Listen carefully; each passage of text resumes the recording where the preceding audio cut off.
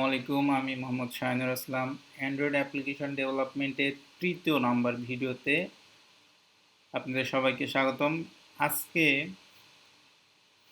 আমরা গতদিন একটা ইরোর সলভ করছিলাম, তো এটা সলভ হয়ে গেছে। তো আজকে আমরা পরে স্টেপ বাই স্টেপ দেখাবো। আজকে আমরা দেখাবো আমাদের ফোল্ডার স্ট্রাকচার। এই বাম সাইডে যেটা দেখতে পাচ্ছেন এটা আমাদের ফোল্ডার স্ট্রাকচার বা ফাইল ফোল্ডার স্ট্রাকচার। তো এই অ্যাপের ভিতরে যেগুলো আছে এগুলো আসলে আমাদের ফোল্ডার। তো এইখানে প্রথমে যেটা আছে সেটা হচ্ছে ম্যানিফেস্ট। আমি একটা একটা করে আগাবো, কোনটার ভিতরে কি আছে সেটা আমি এক্সপ্লেন করব। ম্যানিফেস্ট ফোল্ডারের ভিতরে আছে অ্যান্ড্রয়েড ম্যানিফেস্ট ডট এক্সএমএল। তো এটার ভিতরে আসলে কি কাজ হয়, এখানে প্রথমে কিছু কোড দেওয়া আছে বা ডিফল্টে দেওয়া থাকবে। তো এইখানে আমরা মূলত এখানে কিছু পারমিশন ব্যবহার করব। হ্যাঁ, এখানে আমার মেন যে মাথাটা আসলে সেটা হচ্ছে ম্যানিফেস্ট, মানে যেটা আমি বুঝি আর কি। এখানে আইকন আছে, এখানে চাইলে আইকন এখান থেকে চেঞ্জ করতে পারবেন। এখানে যে লেভেলটা আছে এটা হচ্ছে অ্যাপ নেম। রাউন্ড আইকনের ক্ষেত্রে এটা পাথ দেওয়া আছে। এটা যদি কোনো অ্যারাবিক আরটিএল এ দিতে চান তো সেটা দিতে পারবেন। এখানে থিম থিম থিম বলতে অ্যাপ্লিকেশনের থিম কোনটা দিবেন সেটা দিতে পারবেন। টার্গেট এপিআই কোনটা দেওয়া যায় সেটা এখানে দেওয়া যাবে। তারপর আছে অ্যাক্টিভিটি। এখানে আমরা মাল্টিপল অ্যাক্টিভিটি নিয়ে কাজ করলে সেইটা এখানে অ্যাড করতে হবে। তো এইখানে পারমিশন টাইপের বিষয়গুলো এখানে মূলত থাকে। এইটা আর কি। তো আমাদের ম্যানিফেস্ট গেল। তো আমাদের পরবর্তীতে যখন ম্যানিফেস্টে কি কাজ করা লাগবে তো আমরা সেটা বসিয়ে সেটা দেখব। তারপরে আছে জাভা ফোল্ডার। জাভা ফোল্ডারের ভিতরে প্রথম যে ফোল্ডার থাকবে কম, তারপরে এক্সাম্পল, তারপরে মাই অ্যাপ্লিকেশন, এটা আমাদের প্যাকেজ নেম। তারপর আমাদের একটা জাভা ফাইল আছে সেটা হচ্ছে মেইন অ্যাক্টিভিটি নামে।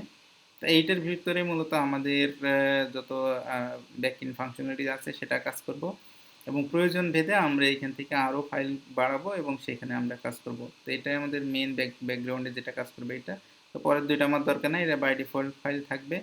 আর তারপরে আছে রিসোর্স। রিসোর্স ফোল্ডারের ভিতরে প্রথম যেটা আছে সেটা হচ্ছে ড্রয়েবল। ড্রয়েবলের ভিতরে আমাদের অ্যাসেটগুলো থাকবে। অ্যাসেটগুলো বলতে ইমেজ, ইমেজ টাইপের জিনিসগুলো আমরা এখানে রাখবো, বিভিন্ন এক্সএমএল আমরা এখানে রাখবো। তারপর আছে লেআউট। লেআউটের ভিতরে আছে একটি অ্যাক্টিভিটি ডট মেইন, এইটা আমাদের মেইন একটা জিনিস।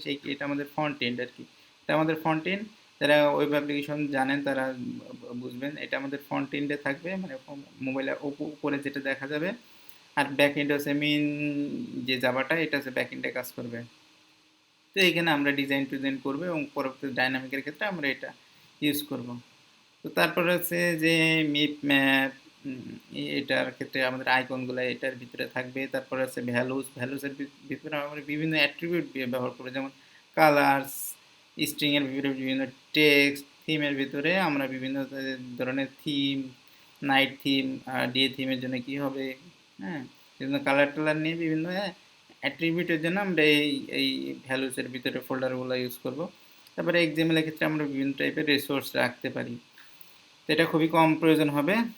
তো এইটা হচ্ছে আমাদের মূলত ফোল্ডার স্ট্রাকচার, আমাদের ফাইল স্ট্রাকচার। তো পরে যেটা আছে গ্র্যাডল স্ক্রিপ্ট, এখানে আমাদের কিছু জিনিস দরকার হতে পারে। সেটা হচ্ছে গ্র্যাডল বিল্ড ডট গ্র্যাডল। এখানে আমাদের লেটেস্ট যে ভার্সনটা আছে এটা থাকে। তারপরেরটায় আছে যে হচ্ছে আমাদের প্যাকেজ নেম, আমরা কোন এসডিকে ব্যবহার করছি, মিনিমাম এসডিকে কত, টার্গেট এসডিকে কত, এবং ভার্সন কোড অবশ্যই এটা আমাদের লাগবে। ভার্সন নেম এটা আমাদের চেঞ্জ করতে হয়। পরবর্তীতে আমরা কোনো প্যাকেজ ইনস্টল করতে গেলে এখানে আমাদের সেটা ইনস্টল করতে হয়। তো তারপরে আছে প্রোগার্ড রুলস, এটা খুব একটা কাজে আসে না। তারপরে আছে যেটা, এগুলো আসলে ডিফল্ট ফাইল। তো এখানে আমাদের এই যে গ্রাডুলের ফাইলটা পরে চেঞ্জ করার প্রয়োজন পড়ে, আপগ্রেড করব যখন, আপগ্রেডের সময় আসে যখন তখন। তো তারপরে থাকে হচ্ছে এইখানে এই যে আপনার বিভিন্ন প্রজেক্ট, রুট রুট প্রজেক্ট ফাইলের নাম, আমরা যদি কোনো সাব আমরা আমাদের এখানে কোনো রিসোর্স রাখতে চাই সেক্ষেত্রে আমাদের এখানে লিঙ্কটা করে দিতে হয় ইনক্লুড করে। তো এই আর কি আমাদের মূলত টোটাল যে প্রজেক্টের ফাইল স্ট্রাকচার। তো এইটার ভিতরে আমরা সাধারণত কাজ করব। তো আশা করি আপনারা বুঝতে পারছেন যে আসলে মেইন জিনিসটা কি। তো এরপরে আমরা নেক্সট আমাদের চতুর্থ ভিডিওতে দেখাবো যে আমরা একটা ডিজাইন লেআউট তৈরি করব। সেই লেআউট এর প্রত্যেকটা স্টেপ, প্রত্যেকটা এলিমেন্টগুলো নিয়ে কথা বলবো।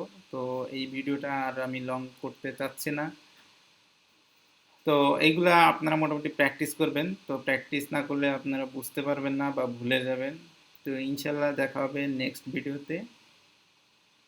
তো নেক্সট ভিডিওতে আসার অপেক্ষায় রইলাম। আজকে এই পর্যন্তই আমি শেষ করতেছি। আসসালামু আলাইকুম।